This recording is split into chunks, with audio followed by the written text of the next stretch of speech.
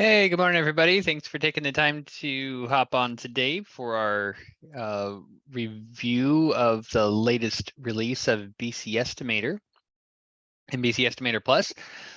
Just for clarity here, this is for version 4.14.5.3680 should be the latest version that you'd find yourself on. If you're not there, you can always find that in the help and check for updates option there. And as we get started, I'll also draw your attention over to the Q&A section in your webinar controls. And if you have any questions as things come up during the conversation today and you want to ask, go ahead and throw those into that spot. And we can either, if we have time to get to those, we can roll those into the actual webinar here. Or if we run out of time or need to just answer that question offline, we can certainly get back to you. So either way, feel free to make use of that tool there in your webinar controls. So yeah, with that, we'll go ahead and jump into some of the different options. Quite a wide variety of different places where some of these changes and updates took place. So I'm going to bounce over here. First of all, over to the Profile tab. A couple different places. One to start with would be presets. So within the presets tool, you now have the ability to rename your presets. So if you come here to say the floor tool and you say, well, actually, I wanted to be more clear about that. I wanted my 3/4 inch decking actually to say Advantech, since that's what it really is. When I created that preset. So you can adjust what those names are there in the preset list. So coming here, coming to the specific preset, clicking on the rename button. And then just a reminder also that if you are using presets, you can drag and drop these into a different order as well. So if you wanted your glulam beam to be at the top of the list or whatever the case may be, you can drag and drop and move those things around as needed. And if you're not familiar with presets, as far as what they are, we're not going to take time today to dive into that, but encourage you to find out more about those. Great tool to help make you more effective in your approach to things. Jumping over to custom products, a change here is adding some functionality in the profile side here that has been available over on the project and digitizer portion, but not so much here. And that's relates to being able to create variants of the same custom product. So like, for example, here I have a custom product created. It's this 2-inch by 10-foot blackened aluminum trim. And if I had a version of that for whatever reason I didn't want to use attributes and I just wanted to create a different version of this called, that was a 2-inch by 10-foot white aluminum trim. So I've come in here to this product and I've made edits to this existing product. And of course you could always just save the changes to it and you'd be done. Or you now have the option, which wasn't available previously, to create a new custom product, essentially saying, take the changes that I've made and instead of applying them to the existing product that I already have, instead, let's just create a new custom product with these changes. So if I do that, you'll see then I get my 2-inch by 10-foot white aluminum trim. And that's going to be true whether or not I was using a name change there, or if I was also changing dimensions and units or adding attributes or different things. So multiple things could trigger that ability to create a new custom product.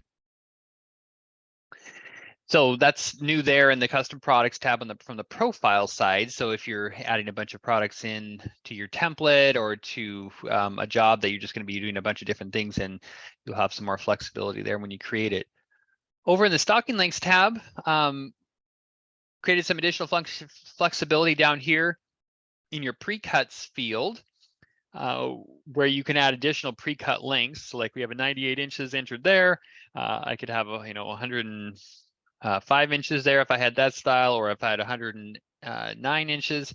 But if you were doing commercial jobs before and you were using this to get to some of those specific stud lengths that you might be required, depending on what the architect had called out and the engineer, previously you were kind of maxed out at 3 additional lengths. Once you make that third entry now and you hit tab, you actually are given the opportunity to add another length as well. And that continues all the way up to up to 20 that you can actually enter in.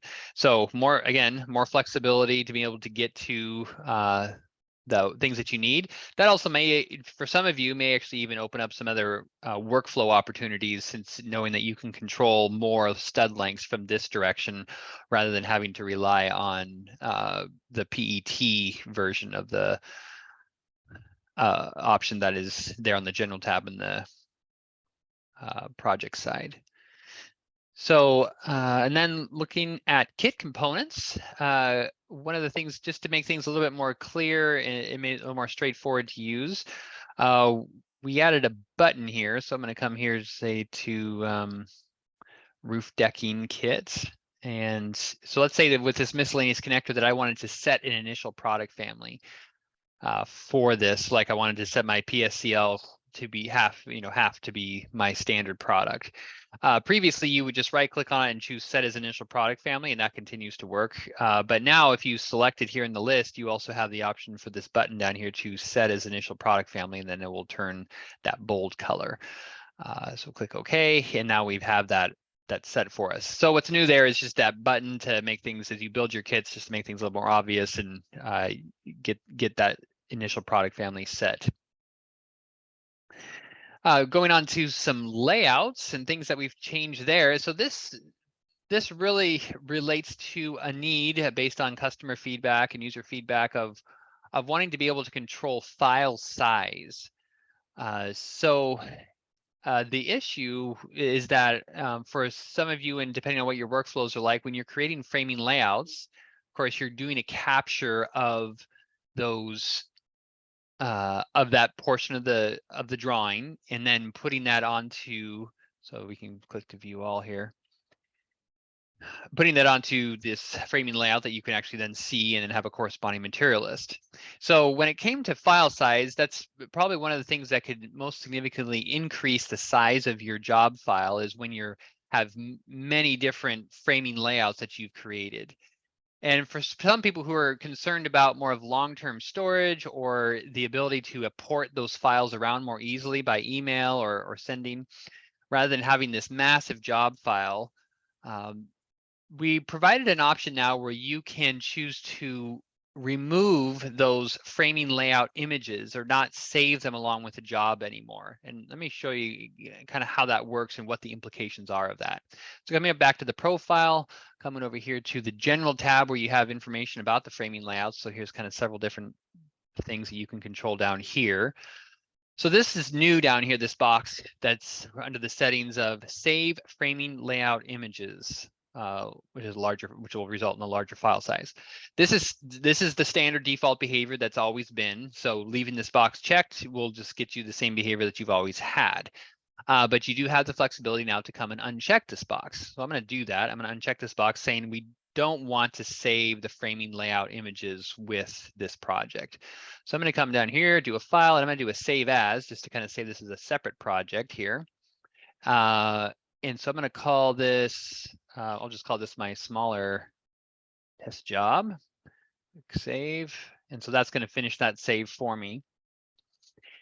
And now that I've done that, I can choose to close this, but you can see over here, I've got 3 framing layouts. We viewed them before, but I'm going to go ahead and close this job just to kind of flow through this demo. And so one of the things you'll notice here is I just look at my file browser that, here's my smaller test job.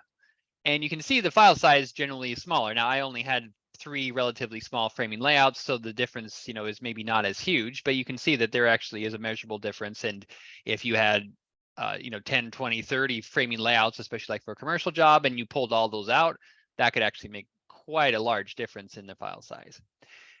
So then just to show you what happens then if I was to then go and open that up. So if we go to file, let's see here, I'll just go to open. And if I come, let's see here.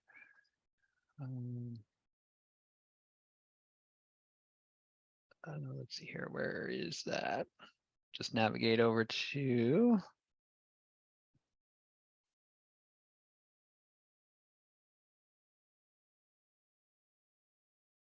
Okay, there we go. Gonna open up that smaller test job again, the one that we were just looking at there. So it's opening up, and we'll take a look at what is the net effect of that, or how does that affect your framing layout. So I'm going to come here. I've opened this job back up again. I'm going to come over here to the digitizer just so that we have things in view, but let's come over here to the framing layouts now. And you can see that I still have all of the framing layout concepts in a sense, or the shells of those framing layouts that I've created. And so that might include even some of the details that I've attached to them.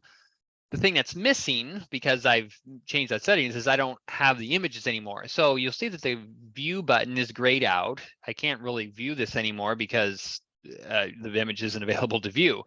But the capability is still here for those viewport recaptures.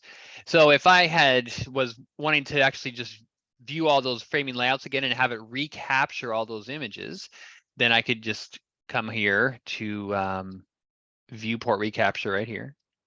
Click on that, and it's going to ask me if I want to do that, and I'll say yes. And it's going to cycle through and find all those specific locations where I had done those captures before, and then it's going to pull those out, and now I have those back again. So it's not as if you, in a sense, can't get back to where you were. It's just that you would have to use the viewport recapture functionality. Quick side note, just to be aware of that, one of the things that the viewport recapture doesn't cover would be visibility. So if you had come up with some very customized visibility of what was showing on the page versus maybe what you just left the visibility at, and that's if that was totally cool with you. So if you had visibility settings, then you'd have to adjust those before you did any viewport recaptures. So that's the concept there. I'm going to jump back to just sort of our regular demo file here. So with one more thing, we'll kind of over in the profile, which then will kind of bleed over into the list area. Looking at the formulas tab, one other change we've made for the area OCS tool, which this pretty much just kind of applies to batten siding. If you were using lumber there before, like 1x2s, 1x3s, 1x4s, or things like that, you didn't have an opportunity to actually push those into specific lengths. So I could set this to be, say, like, I want these to roll into 16-foot lengths. So now if I'm over here in the digitizer, or I mean in the list, so here's an example. I have some board siding I've called, and if I call them batten siding for it and say I have 400 square feet, now instead of just getting a total lineal footage, since I had set that length value of 16, I'm actually rolling that into 16 footers. So if you were using batten siding and with a lumber type product before, just be aware that we've expanded the ability with lengths to be able to set specific lengths that you want those to roll into. Over in the area of reports, a couple small changes. One relates to the add and subtract list when it comes to options. I'm going to click on the view button here. So I've created this list here, but I've created this report that was a custom list comparison to get add and subtract lists to see the difference between different option types and so on. What we've added here is this plus and minus symbol here, just to make that a little bit more clear what exactly is going on with those lists. So just a small change there. With another thing though, with reports that we've added relates to report multipliers if you're using them here in the reports tab. So let's say I create another report here. This is a new one. Maybe this is a combined report or multi-building. So if I had a multiple building large project and I wanted to go across multiple different lists, I could come here to my house, use the customized list setting, and I could use the multipliers here. Say, I want 3 of the, the alternate building list, and I want 6 of the alternate building with the option list, and maybe 2 of the original house list. I can use those multipliers, click OK. You can see those are designated here. What's new though is that if you come out here, up here in the top where it indicates what lists are in this overall list here, is that you have TRX, the house is ×2, the alternate building is ×3, and the alternate building option is ×6. So just adding some additional clarity and indicators of what those list multipliers are doing. And so that applies for if you're using the multipliers here from the reports tab. Jumping over the digitizer area, a couple changes in this realm. One is relates to the linear tool. If I click on here, I'm just going to draw something off to the side real quick. And so if you've, so as with linears, you can always come here and choose to come to count spacing and add counts along that line at a certain spacing. Based on user feedback, there were some cases where people were finding that they needed to be able to get some really long on-center spacings and up to even 25 feet. So we went ahead and changed the ceiling there. So now you actually can set an on-center spacing along the line at 25 feet or less than that. The previous limitation was actually substantially lower than that. I forget exactly where, maybe 8 or 10 feet or 12 feet.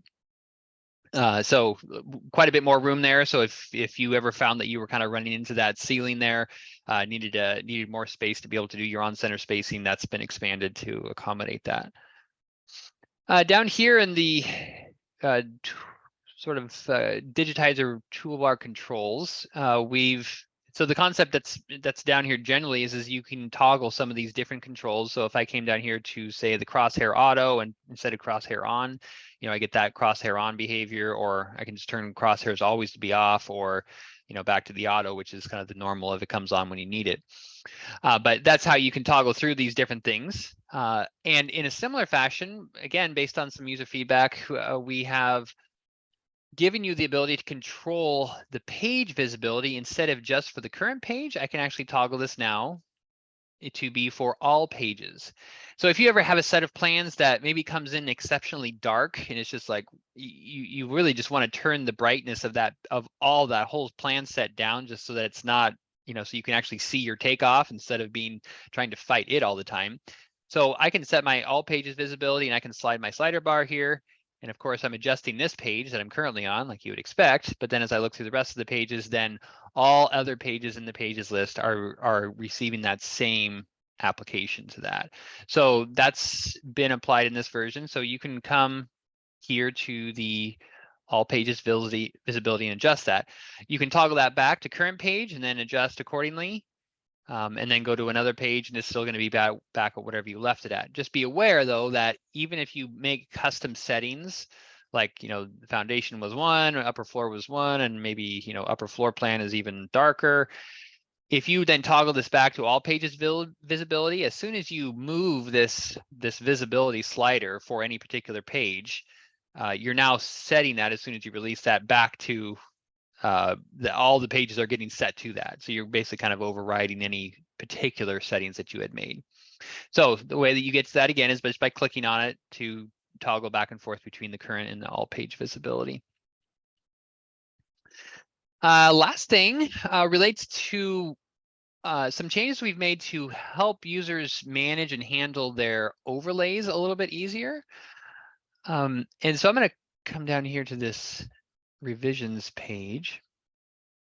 And you may have different methods or means that you have come up with to how you handle revisions. So when I say revisions, what I mean by that is you maybe have done a job like, for example, like this high density project, or, it could be a residential as well, but it's a large project and you say, okay, that's, you got that done, you bid it out, you got the job, and then they come back, a month or so later and they say, okay, that's great, but before we ship stuff, we got this new revision set. Can you go and make sure that you update your list accordingly? And we have different features in there that help with that as far as being able to find some of those changes. And you might recall those that, like, for example, this is my revision page. I can choose to overlay this page over the current page. So I'm going to do that. I'm going to add this page as an overlay to the current page. And I can even come here and I can choose that compare overlay opportunity, right? So I can actually see, okay, where is the differences? The red is the new stuff, blue is the old stuff, and it helps you find things. But then we were finding that, when it comes to, if you already had all of this stuff drawn on this original page, I'm going to just set this back to regular overlay and turn it off. So, here's our original page, and let's say, we had some joists, and of course, I'm obviously not going to take the time to draw all these in, but let's say, we had some joists here, and we've got all this stuff filled out. for our team, what we were finding is the most effective way to really, instead of having to move all that stuff or copy and paste it to a different page, but you really wanted the new revised page to be underneath all of that, what we often did was we came to an overlay and we said, okay, let's change this overlay that we've added and let's set its color to be like a light gray. And then let's turn the page background off. Oops, I'm going to set this color instead of transparent. I'm going to actually have to pick. Here we go. Let's actually.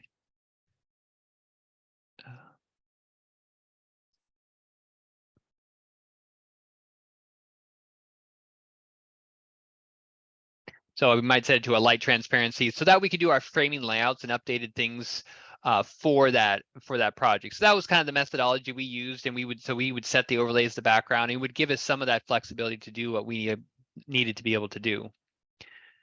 But given that we were constantly running into this, and I know there's many others of you that have to deal with this, and I'll pause here in this discussion of revisions, and I'll comment here that some of the features I'm going to show you next may actually be useful for you, in alternate places as well, besides just revision sets. You might find other uses for this as well. So what we've done now is we've given you the ability to come to a particular overlay and that you've set onto a page. So here's my revised page, or I should say my original page, and I have my original drawing on it, but I want to put my revision as the background. So if I come down to the markup items, after I've added that revised page as an overlay, I can right click on it and I can choose, I want to set this overlay as the background image for this page. So basically you're saying, I want to take this overlay that's here, whatever it is, it could, for all I know, it could be a drawing of Donald Duck, but it can be whatever it is that you've overlaid here. And I want to use this, you're saying, as the background image for this page. Instead of using the original page that we originally imported and drew over the top of, kind of pull that page out and stick this page in its place, this overlay that I've put in this here. So I'm going to choose that. I'm going to set this overlay as the current page. A couple things happen. One, you can see I lose the light bulb here for controlling my overlay, because now it is the background image. Right now you can't see it because the page visibility is turned down. If I turn the visibility back up, you'll see I'm going to get that revised page. So that's one thing, is what happens when you set this setting for a particular overlay, is it's now responsive to the page visibility setting. Whatever you have that slider to is how it's going to behave. We've also added an indicator up here in the pages list. So if you ever see an overlay icon here up next to a page, that means that you are replacing the page image you're seeing for that page with an overlay. So you can see here, if I mouse over it, it's even going to tell you which specific overlay has been set, which then of course corresponds to this icon down here that's been, it's indicating that this is the background page image.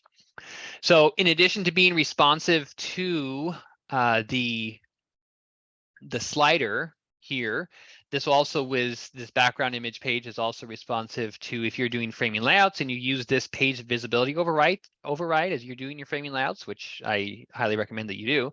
Again, that this is going to be responsive to that setting as well. And if you were to add additional overlays to this page, so let's say that I actually, since this is my revision page here, let's say that I add my original page to here. So here's my original page, and now I've added it as an overlay here. And now if I do a compare overlay from my original, so this is sort of like in reverse, but I'm going to set this page. Oops, that's not what I meant to do. I'm going to unset that page. Let's set this page, the original revision, and I'm going to choose to do a compare overlay with this one. So now I'm actually comparing this page, this overlay, to the underlying page image, which is not the original page, but the revised page. And hopefully I'm not totally confusing you in what I'm bringing you through, but basically fundamentally what's happened though here is you have changed what's showing as the image for this page and changed it from the original to whatever overlay that you've picked down here. And that's basically all the way across the board in all those different areas, whether it's compare overlay, page visibility, framing layout visibility, and page visibility, and so on. All of those things, essentially this becomes the page image. So if you don't see any use for that, then you can just stay away from that feature. But if you do see some potential use for that, whether it's in revisions or just perhaps in other times and places and circumstances where you need to be able to replace that background image with an alternate one, that would be a means and method to accomplish it now in this latest version. And I think that brings us through the new features and summaries for BC Estimator and Estimator Plus here. We'll be posting this webinar will be available as far as, and I'll just final comment here that if you have a Q&A you want to throw into the question, feel free to do that now and we can take a look at those or get back to you about them. But, and then we will be posting this as a recording. So if you know somebody who didn't have a chance to get to this or you want to review some of the particulars at a later time, you should be able to find that as well.